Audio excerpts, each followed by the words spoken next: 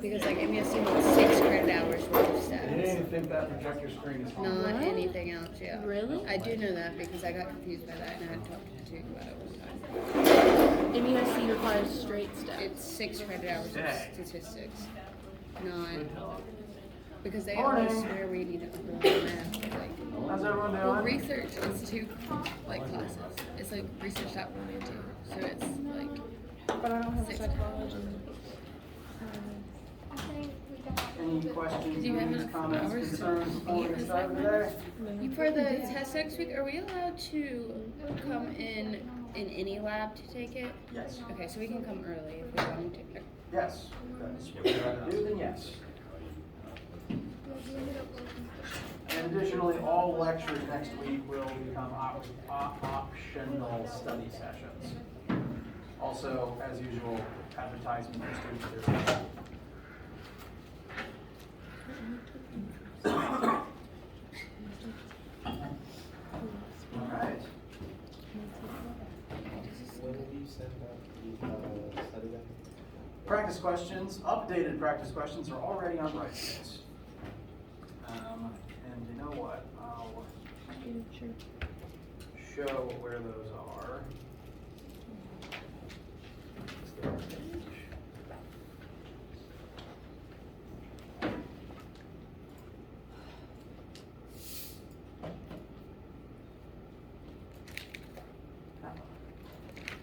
All right, so just to show you guys, Test 2 tab, chapters 5 through 8. The list of concepts here has everything that you should be familiar with before the test. And the updated practice questions are in the document labeled Fall 2022 Test 2 practice questions. There's a total of 13 various questions from stuff from the last 4 chapters. And as a reminder, the practice test is always longer and technically more difficult than the test itself. There's 13 questions here. There's only about 8 or 9 on the test itself. Yes? Will you put the updated chapter 7 PowerPoint on there? Because we still have the old one. Yes. I need. Yes, absolutely. I just need to write myself a reminder to do that because I have short-term memory issues.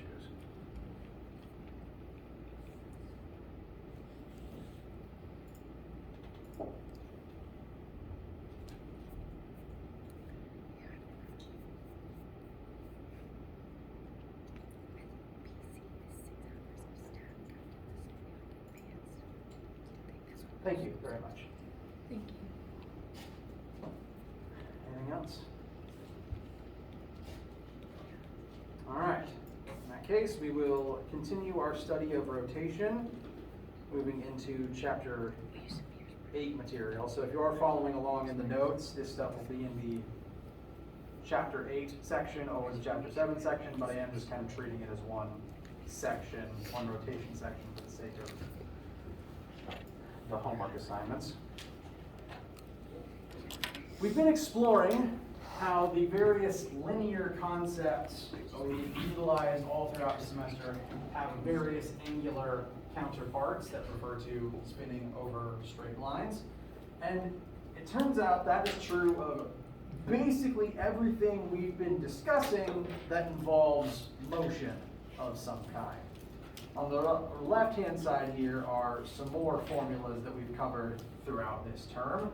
Force, momentum, kinetic energy, all involving either movement or the forces that can cause movement. And all of these things, additionally, have angular counterparts, which we will begin exploring.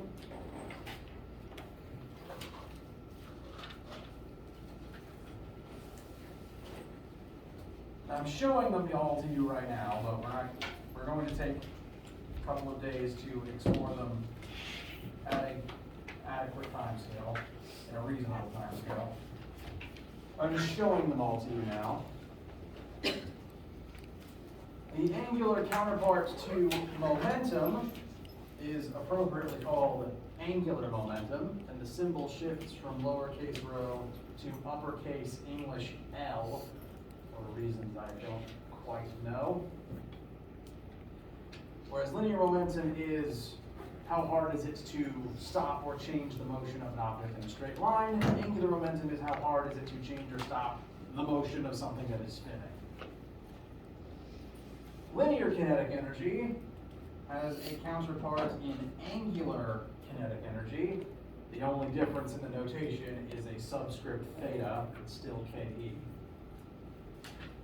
And this describes how much energy is specifically going into making something rotate versus move in a straight line. If I was to spin this bike wheel like this, you can tell it's moving, you can tell it has energy, but the classic kinetic energy formula with a linear V in it wouldn't be able to tell you how much energy this is, because that formula doesn't account for angular velocity, whereas angular kinetic energy does. The angular counterpart to force is torque, one of the things we'll be exploring today and also in lab this week. This symbol is a lowercase Greek tau, and that's spelled T-A-U. I tend to overemphasize the difference between this and a lowercase t just to make it absolutely clear what I'm writing.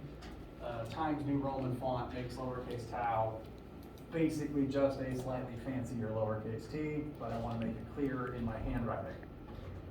This is one of the things that we'll explore in more detail today. And lastly, mass has an angular counterpart, technically speaking. And even as a physics professional, I find that fact weird and kind of frustrating, that mass has an angular counterpart.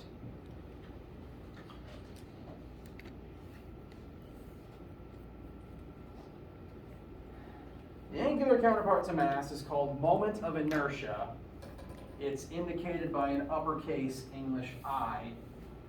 And you can see that all of these angular counterpart formulas replace where you normally have m with that I. Now, I personally, even as a physics professional, find it weird and frustrating that there's a difference between m and I, that there's a difference between mass moving linearly versus mass rotating. Because mass isn't a vector, it shouldn't really change which version you're looking at. Most of these other concepts are vectors, and it makes sense you'd have to change your focus for the vectors, because vectors in a straight line are either forwards or backwards in an axis, whereas vectors angularly are either clockwise or counterclockwise. It would just be the direction of spin.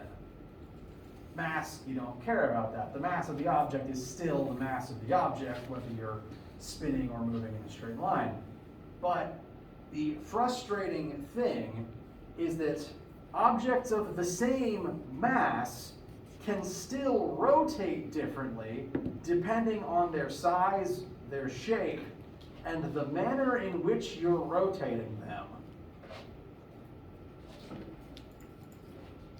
I will elaborate.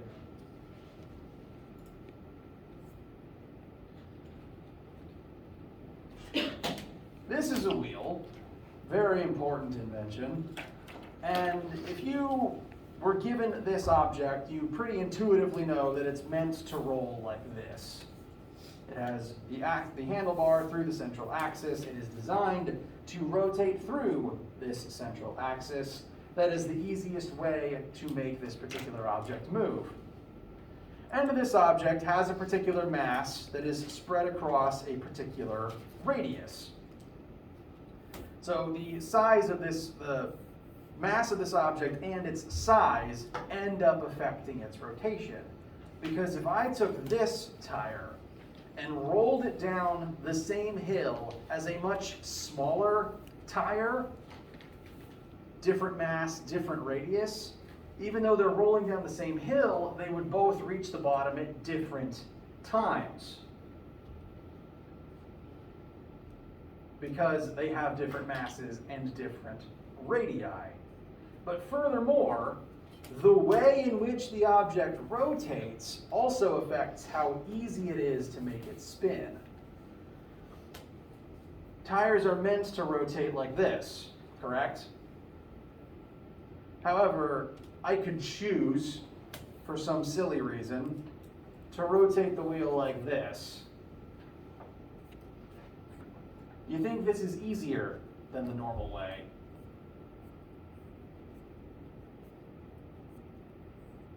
It's not, I assure you. And if you want to test it yourself, you can come up and try.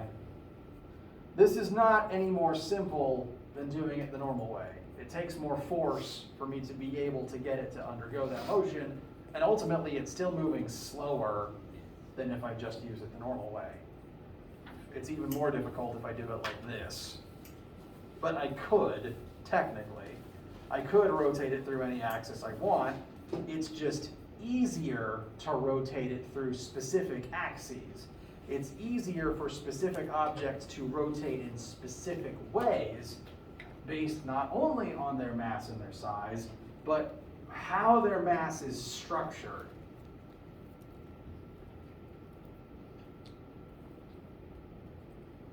As a result, you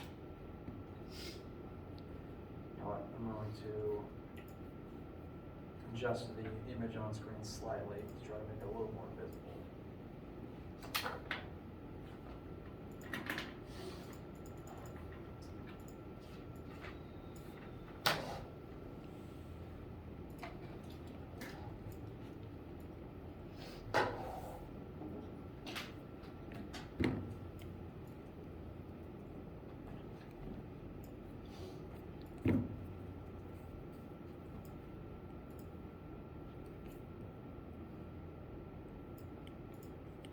I hope that makes the formulas a little easier to read.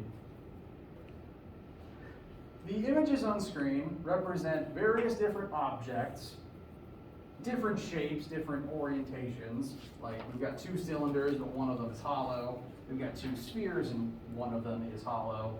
And also two rods of the same length, but spun through different axes.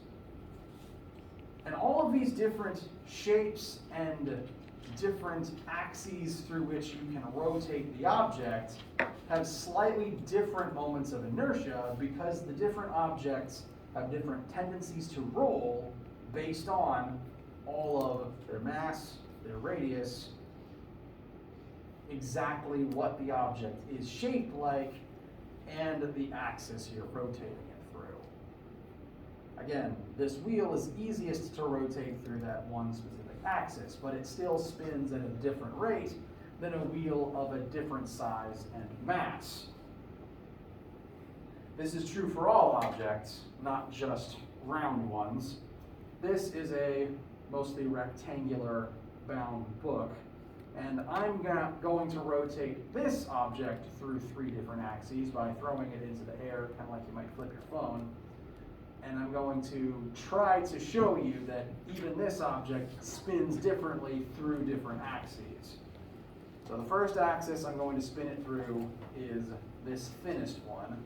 I'm going to throw it into the air like this. I just want you to note how quickly it spins.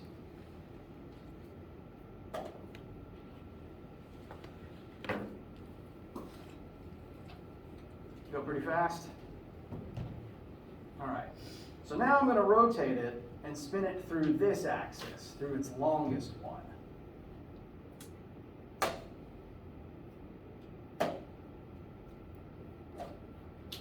Faster or slower, you think?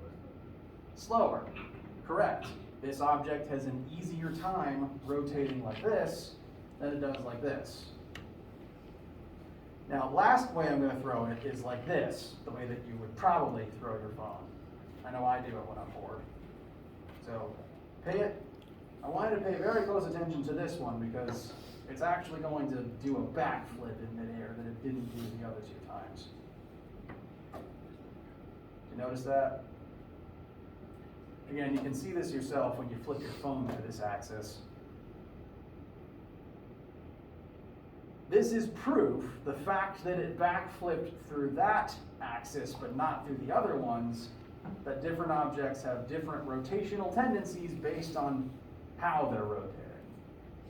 So it's unfortunately proof that moment of inertia varies based on context and that it matters for our formulas. Now every different object and rotational orientation has a slightly modified formula for what its moment of inertia is. And you don't have to memorize any of them because they're on the last page of your formula sheet. Every shape that will occur on a homework or on a test is on this page. So you don't have to memorize a single one of these. The question will tell you this object is a solid cylinder, and you just look right here and find that specific shape's moment of inertia. What I'm just wanting to illustrate is all moments of inertia do depend on mass and size. All of these formulas contain mass, here noted with a capital M for some reason, but also radius, specifically radius squared. So the radius is actually more important than the mass. For these objects, it's L, the length of the object, but it's still size. So every formula here has mass and r squared in it. The only thing that varies really is the constant on the front of each formula. Each time you just multiply mass times radius squared by a different constant, and again, you don't have to memorize them. You have this page. And that constant tells you whether it's easier or harder to rotate that specific shape through that axis. As an example, let's compare these two cylinders. If you had two cylinders of the same mass and the same radius, but one of them was hollow, the formula for the hollow one is just mass times radius squared. There's no fraction on the front. Meanwhile, the solid one has a 1/2 on the front. That means that the moment of inertia is lower for the solid one than it is for the hollow one, assuming they have the same mass and radius. It'd be kind of hard to make a hollow cylinder of the same mass because there's less material. It would need to be made of something more dense, but you could do it if you had like aluminum versus tungsten maybe, or aluminum and lead. That's a better example. Molybdenum. If they had the same mass and radius, the solid one would roll faster because it has a smaller moment of inertia. A smaller moment of inertia means it's easier to make the object rotate in that way, like how a smaller mass means something is easier to push and accelerate. So that's the relationship here. It's why mass and moment are considered counterparts. They both still represent how easy or difficult it is to make something move. The more mass, the harder it is to push something. The more moment of inertia, the harder it is to make it rotate.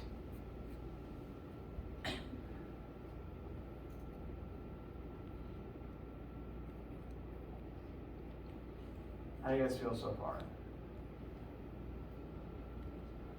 Okay.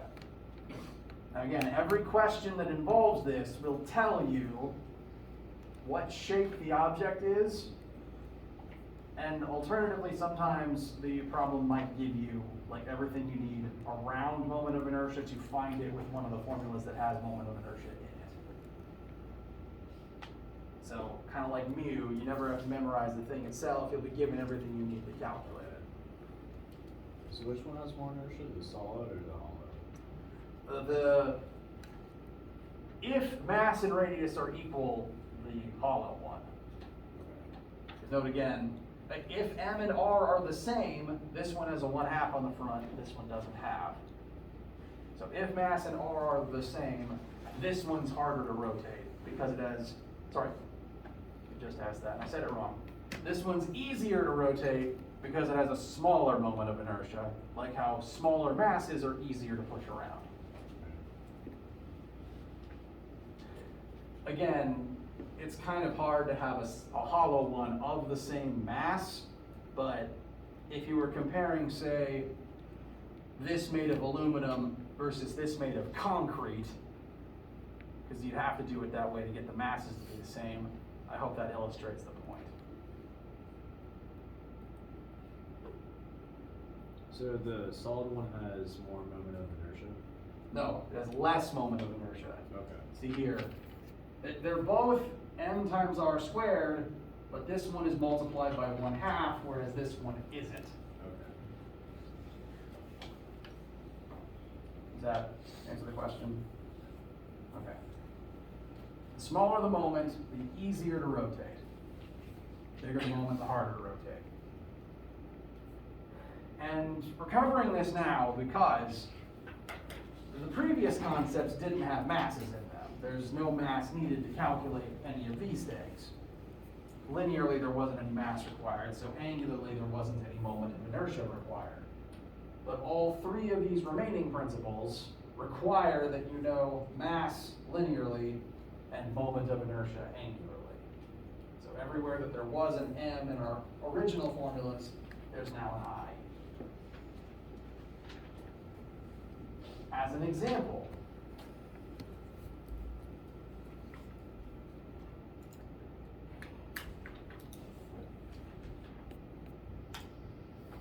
we're now going to talk about torque. If you had lab this week, this should hopefully sound familiar. If you've had lab, this will be adding on to what you've done. If you haven't had lab, this will be your introduction. The classic formula we've been using for force, Newton's second law, is force equals mass times acceleration. The purpose of linear forces is to exert them on mass and make that mass accelerate. You push something and it starts moving. Angularly, if we switch every part of this formula for, bless you, its angular counterpart, linear acceleration is replaced with angular acceleration, mass is replaced with moment of inertia, and force is replaced with torque. So torque's purpose is to create angular acceleration, like how linear force creates linear acceleration. Linear force, you push on something and make it move in a straight line. Angular torque, you exert on something to make it start spinning.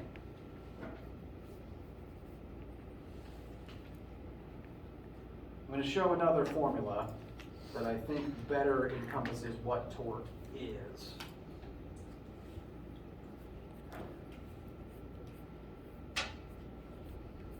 This formula is technically the conversion between linear force and angular torque. Like how we have these formulas to convert angular displacement, velocity, and acceleration into their linear counterparts.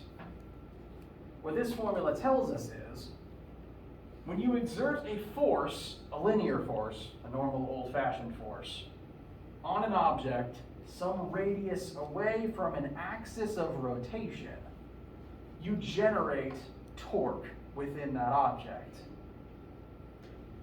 And that torque exists to make that object start rotating, to give it an angular acceleration.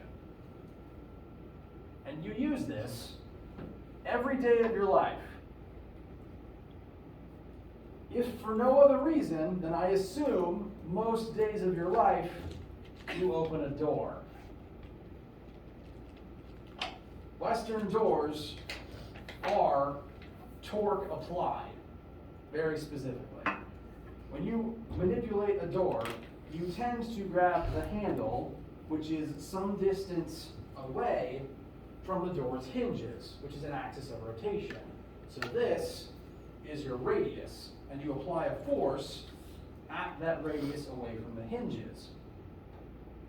That radius times the force you exert creates torque that makes the door start spinning, which is angular acceleration, or it indicates angular acceleration, because it wasn't moving and now it is. Every door, this happens. Yes? Is that why, like, when you have, like, a push door, if you try and push it, like, towards more towards the center, it's a lot harder? Correct. Notice again, if R is bigger, you create more torque, which is why the doorknob is here instead of right on the hinge. The doorknob is here, the radius is as big as it can get, and if you grab the door by this far side, it's relatively easy to make it move. I can just tap it and it starts accelerating. But if I'm instead tapping here,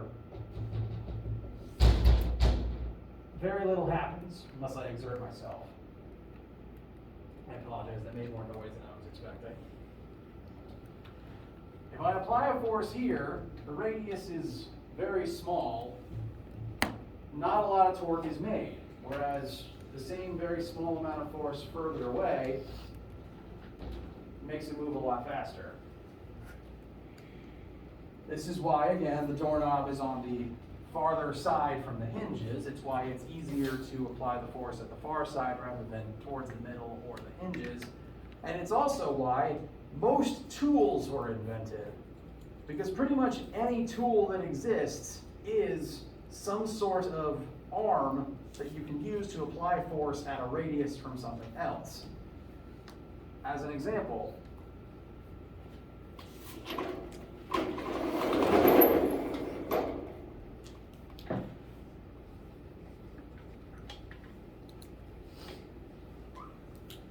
the entire purpose of a wrench is you want to make this bolt spin. So you take the wrench, you apply it to the bolt, the wrench has a certain radius, and you apply a force towards the end of that radius. This will generate torque, it makes the wrench spin, it makes the bolt spin, and you can loosen or tighten it accordingly. So if the wrench is 1 meter long and you apply 12 newtons on the end of the wrench, how much torque do you produce? 12. 12. And the unit for that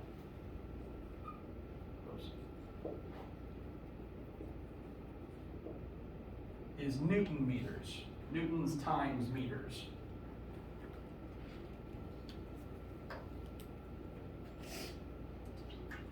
If you had a wrench that was twice as long, what would happen to the torque? Double. Yes. For free, if you're using a longer wrench, a double length wrench, you get double the torque. You don't even have to exert yourself any harder. Double the torque means the bolt spins twice as easy. Pretty much every human tool was built around this purpose.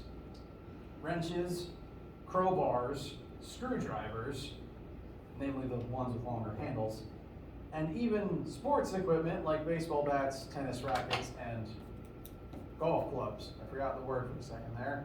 All of them are force applied at a radius the length of the handle. That's why it's easier to hit something with a baseball bat than it is to punch it, or it hurts less, and you get more torque out of it, so you cause more damage, or rather you accelerate the ball more.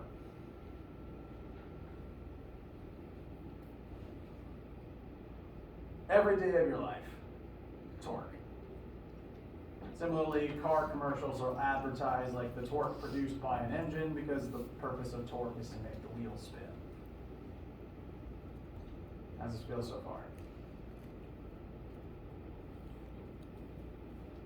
All right. There is a caveat to this formula. Yes, in general, the longer the radius you can apply the force at, the more torque you'll get out of it. But there is a slight restriction.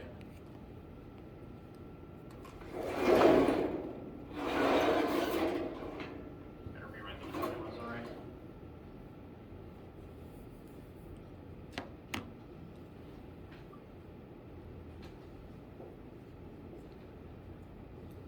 I haven't acknowledged this little perpendicular sign yet, but I hope you've noticed it at least. In order for torque to work right, the force you apply has to be perpendicular to the radius that you're using to apply it with. As an example, if I approach this door and I start pulling like this on it, is it ever going to start spinning? No. No matter how much force I exert like this, I'm not creating any torque because that force is parallel to the radius. Likewise, if I push on it in this axis, also nothing happens. I'm just tiring myself out. Because again, that force is parallel to the radius axis. The force has to be perpendicular, which is again why you would apply a force this way when the axis points that way. It's the same with tires, actually. If I want to make this wheel spin, I would grab it and I would exert a force either down or up, and that would make it rotate. Note that that is perpendicular to the distance my hand would be from the center of the wheel. So things get a little less ideal if the force you're applying isn't totally perpendicular to the radius, of the tool you're using. Now this scenario would be kind of similar to if you just needed, like, I imagine in plumbing, specifically the pipes underground in the large tunnels. If you had a physical bolt like this and the wrench was here and it just had to spin this way, you'd probably reach up and just pull towards your own body. But this is not a very good situation. The angle of my arms is not perpendicular to the wrench from this position. So the force I'm applying is not completely perpendicular to that radius, meaning that I'm going to get less torque than I would if the force was completely perpendicular to the radius. What one needs to do in this case is find how much of the force is perpendicular. I'm going to redraw this picture to help the triangle a little bit.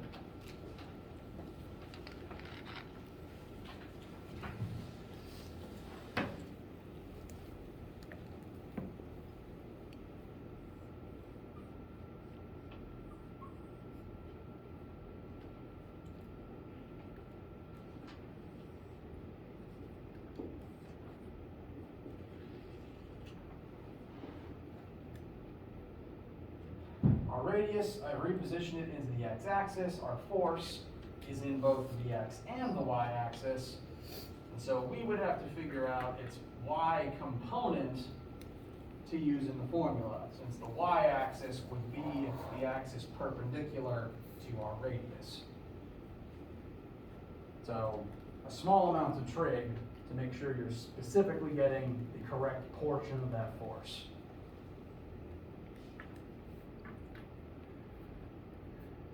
The wrench and the force here are the same as before, 12 newtons and 1 meter long tool.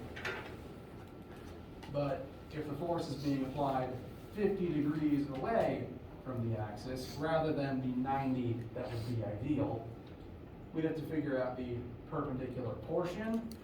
That y piece, the way that I've drawn it and labeled it, sine of 50 would be opposite over the hypotenuse.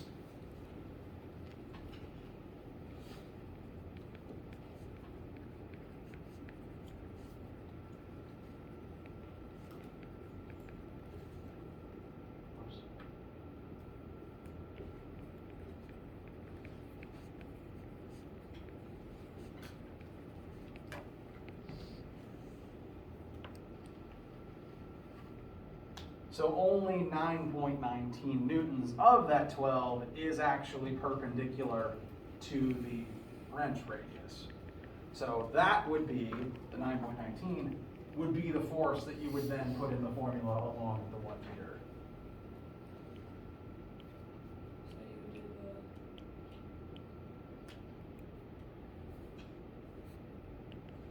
This, in this specific case, that would again drive the torque that you create downward. So general life tips: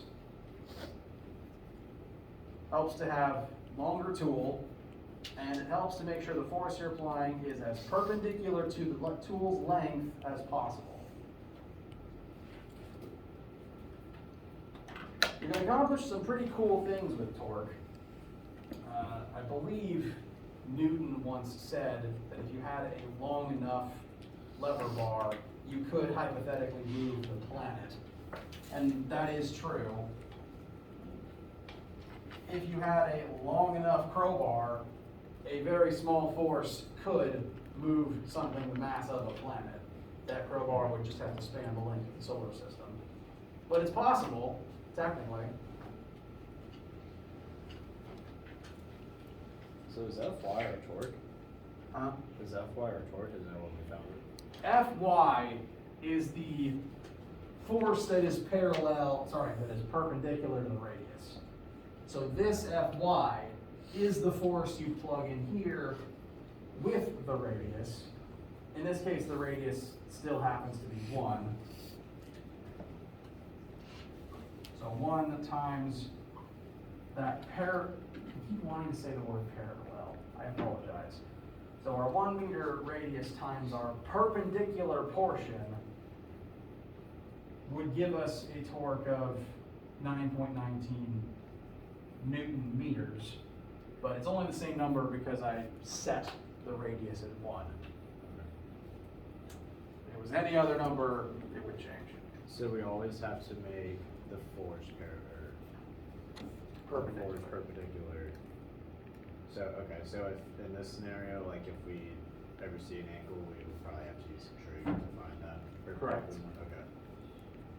If the force is not being applied totally perpendicularly to the radius length, then you would need to use trig to find out how much of the force is perpendicular.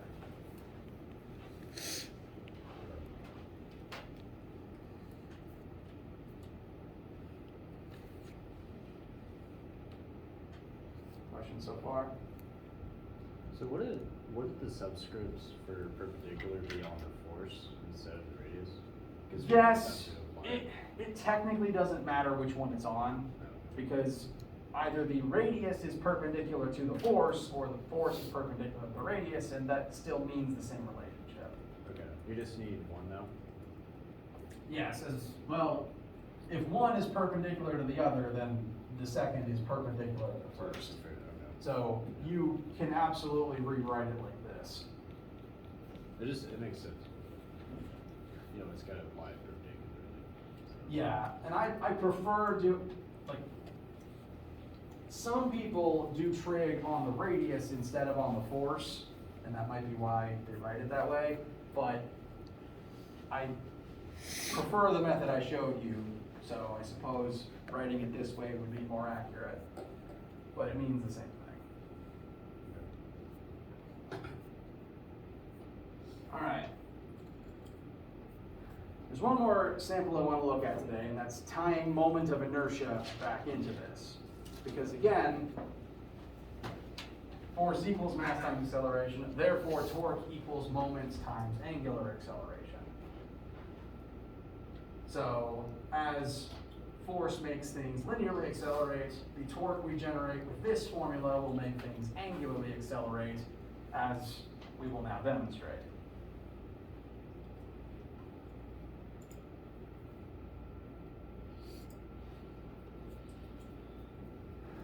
A yo-yo, if you're looking at the old version of the notes, I've changed this example a little bit to simplify it. I don't want to take too much time. A yo-yo is a pretty, in terms of like how long a yo-yo as an entity has existed, those are pretty good examples of torque applied to an object to make it start spinning.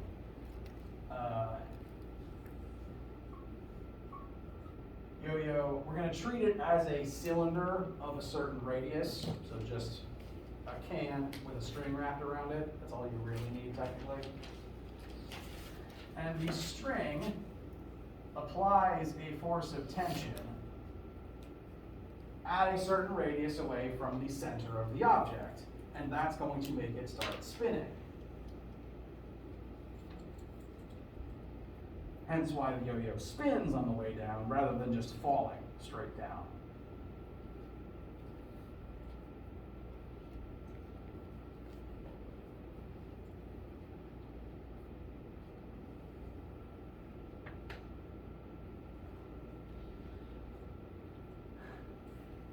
In this case, we're going to have a yo-yo of mass 0.123 kilograms and a radius of 5 centimeters. We are going to exert a force of tension on the string of 2 newtons. That 2 newtons will be applied at the edge of the yo-yo. And we're going to calculate what the yo-yo's angular acceleration will be as a result of this.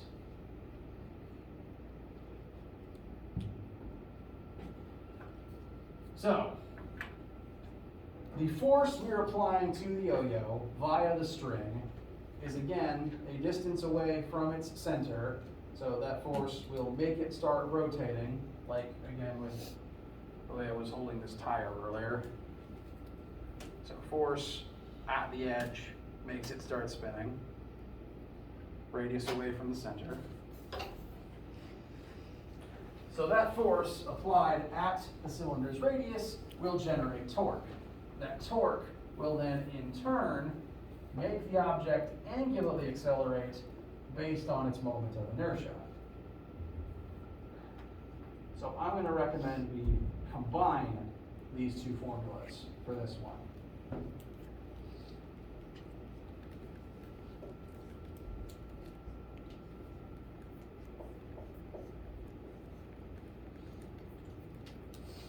This will generate torque. That torque will cause angular acceleration. So I've just set those 2 formulas equal to one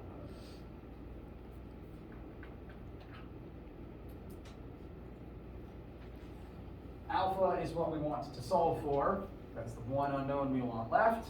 So we're going to start plugging things in to just get alpha on its own. The radius of the yo-yo was listed as 5 centimeters. So I'm going to write down 0.05 meters. And the force that is going to cause this rotation is the tension in the string. That force is applied at a radius from the center. That tension is listed as 2. And that's going to be equal to I times alpha. We want alpha by itself, so that means we need something to approximate for the I value. And we were told that we can treat this yo-yo as a solid disk, which is basically a solid cylinder.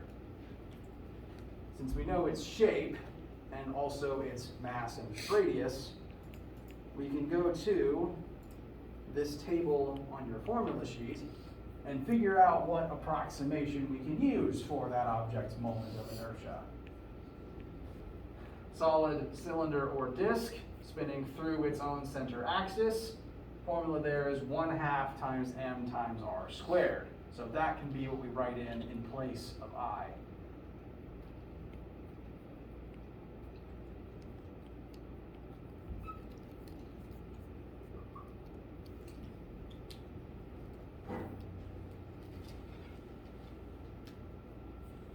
How does this feel so far?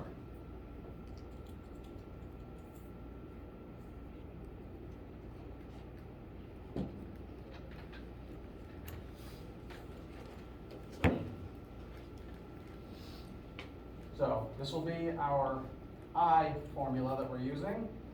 We were told the mass, which is good, that's 0.123 kilograms. So the mass can be in kilograms. Yes.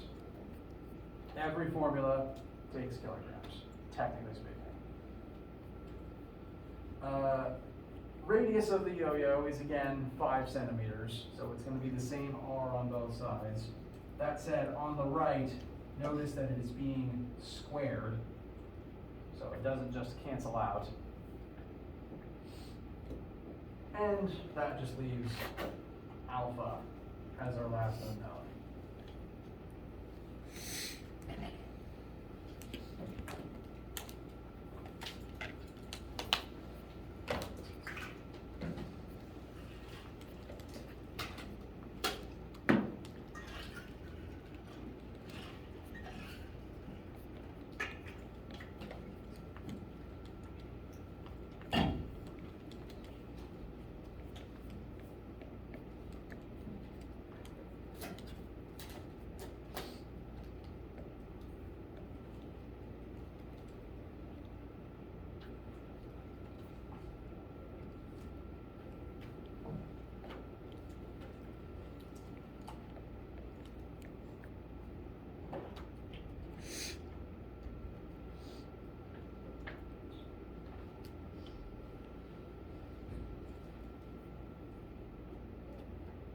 answers for alpha?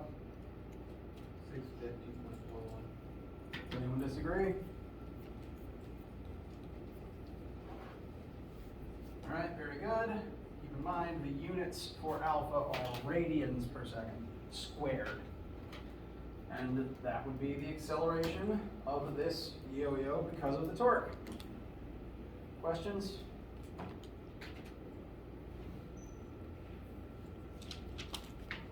All right. That'll about wrap things up for today. There's two more print concepts that we'll briefly look at in the coming day. Those would be angular. Those would be angular momentum and angular kinetic energy. We'll go over them briefly on Friday and then move into testing territory. Anyone? Yes? So that beginning of Friday will be the cutoff. The beginning of Friday, what we covered will be the cutoff. What we'll have to do. Yes. And these two formulas will be a very small part of the test, so we won't need to spend very much time on them. I just want to find them and just so that you understand what they are. Feel free to do that. I'll let my rambling stop you and have a wonderful day.